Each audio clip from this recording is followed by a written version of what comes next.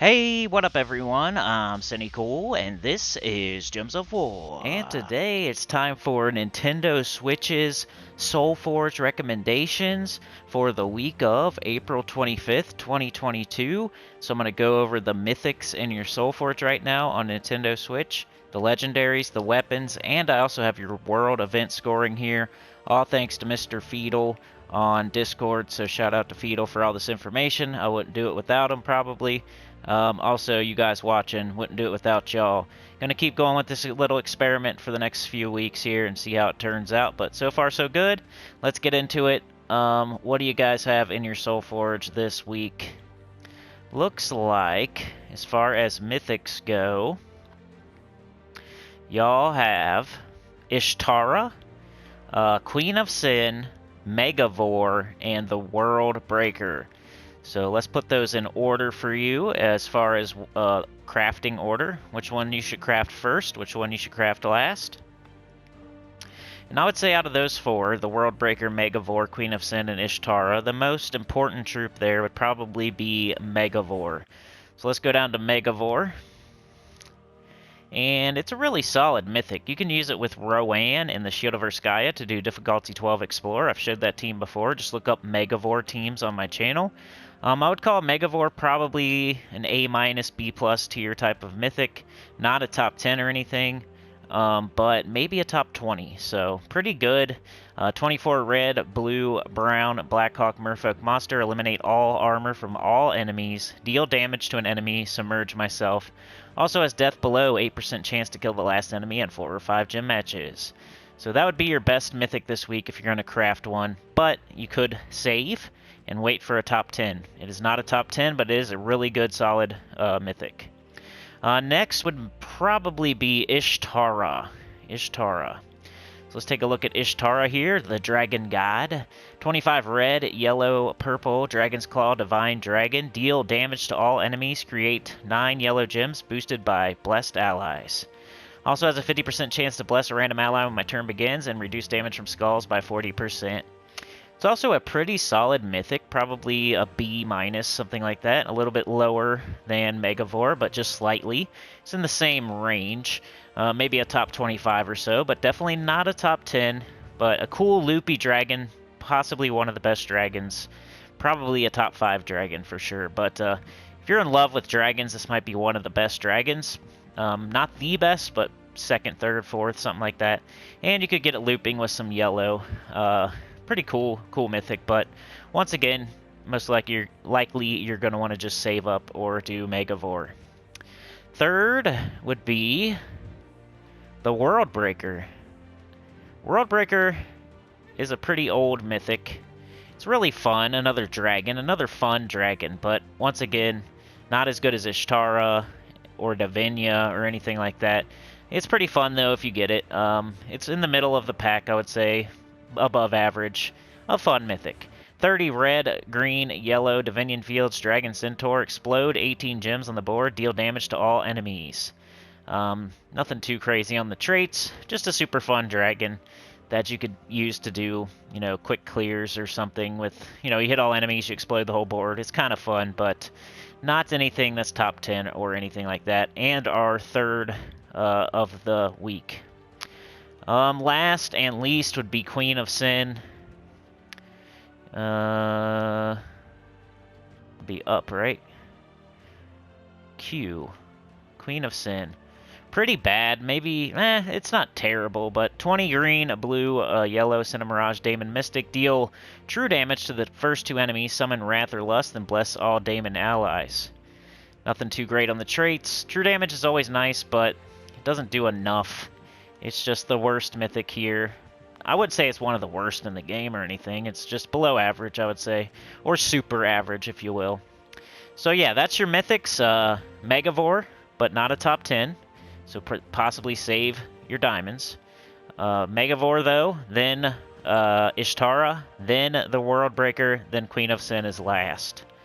Alright, let's check out your legendary troops. You have Sir Quentin Hadley. He's very important. Yao Gui, even more important. Spooky Imp and Queen Jezebel. So Yao Gui is going to be number 1. He's the best legendary in the game, so I would say even more important than Megavore. So let's go down to Yao Gui. If you do not have Yao Gui, it's almost a must craft, I would say. Like I said, it's one of the best, it's probably the best legendary troop in the whole game. It's as good as a mythic, pretty much. Let's get down there to it. Yao Gui. Yao Gui, 15 red, green, Shintang, Elf Demon, deal damage to the first 2 enemies boosted by my life. Steal 4 magic from both enemies, transform all purple gems to red. So it does super heavy damage, and then it transforms all purple gems to red, and guess what? It uses red, so it gets itself back up. It does super heavy damage again. It goes really good with Queen Titania. It's the best legendary in the game, pretty much. It's like the rope dart of legendaries. So definitely would recommend crafting Yao Gui if you do not have it. That's a definite. You don't craft all legendaries, you only craft like the top 5, but it's number 1, so if you don't have it, you should get it. Sir Quentin Hadley would be the second best legendary, and it's possibly a top 10 because it gives 50% start to knights. And one knight that is notable is Guard's Avatar. So he can start Guard's Avatar with 50% mana. So let's get down there to him. Sir Quentin Hadley. And come on, where's he at? Sir Quentin Hadley. How did I miss him? I went all the way... Oh, duh. That was dumb. Sorry, but at least I gave some information while I was not finding him. But Sir Quentin Hadley, 18, brown, yellow, Sword's Edge, Knight Beast. Convert purple gems to yellow, green gems to skulls, deal damage to 2 random enemies. Most importantly, it starts all knights at 50% mana. That means Guard's Avatar and stuff like that. And it also does a nice convert with damage. So it's even better than just its 50% start. So really awesome troop. Probably a top 10 legendary. Get Yao Gui first. And then Sir Quentin Hadley might be the second best thing, even above Megavore, but they're kind of close. It'd be Yao Gui, then Sir Quentin Hadley / Megavore, I would say. Depending on if you have Guard's Avatar or not, probably. Third would probably be Queen Jezebel. Queen Jezebel. Queen Jezebel deals damage to the first enemy equal to an ally's attack, then gives attack and armor to them. Give 3 to 8 mana to all allies other than myself. It's a human knight, and sometimes you can use it to like boost armor on troops that need armor to do damage, and it'll also give them mana. So she's okay, but nothing you're going to craft really. And then we have Spooky Imp. Definitely not going to craft that, but it is one of the imps, the seasonal imps. 14 purple primal elemental, deal scatter damage to all enemies and either transform a random enemy into a wrath, or all allies gain 3 magic. Nothing too crazy, I wouldn't craft that. Let's look at the weapons. Weapons, Doomed Glaive. Oh my, you guys have lots of good stuff. So, Hope's Crescent, Doomed Glaive, Wolf Hammer, Moon Blade. Yeah, so Lupine's Edge, Devil's Bane. Alright, so I would say, I'm not going to go over, like, Doomed Glaive is awesome. So, I would say Yao Gui's number 1 this week, then Doomed Glaive, then Sir Quentin Hadley / Megavore, then, probably Lupine's Edge, and then Ishtara, something like that. But yeah, that's your Soulforge, mainly led by Yao Gui, the best legendary in the game, then Doomed Glaive. So make sure you secure those 2 before you think about anything else. If you start to think about something else too, then it would be Megavore, then Sir Quentin Hadley, then Lupine's Edge. Alright, so that is your Soulforge. Let's go over your world event scoring. And by the way, I'm going to link your appropriate video at the end of this video. A video that I did 6 to 9 months ago. But it should apply to your world event at least. But let's go over the scoring for your world event. It is called Restoring the Balance. Metals are spell and skull damage. Restriction is red. Human knight. Weapon red. Battles are Hatir Ascendant is worth 8 energy, which is 80 points. That's worth the most. Then the Werestag is worth 6 energy, 60 points.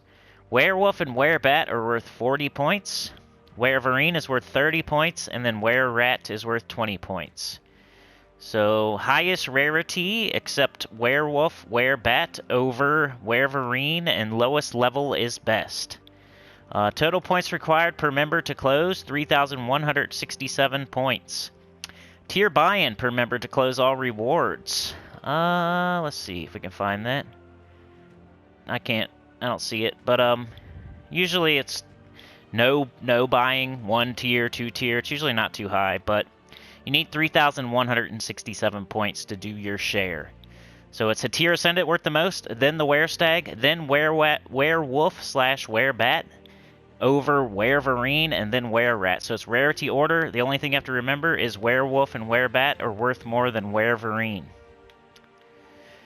And yeah, that is it for today. I will link the appropriate video at the end, probably right here somewhere. And just remember, Yaogwei, the best thing to craft, then Doomed Glaive, then Megavore / Circuit and Hadley, and then Lupine's Edge is what I would say. Lupine's Edge goes with persistence, like triple persistence or something, so it's useful, but not as useful as Doomed Glaive. That's the best doomed weapon in the game. So you got the best legendary in the game and the best doomed weapon in the game. So I would get those two for sure. So that's not too much either. That's not a lot of diamonds. So you should be able to do that. You should be able to get Yaogwei, and you should be able to get Doomed Glaive. It's not even as much as a mythic. So that's what I'd recommend. Here is the video you need for this week. And like, share, subscribe. Consider joining. It helps a lot. Tell your good about the channel, comment below. And I will see y'all next time. Shout out to Fetal. Peace.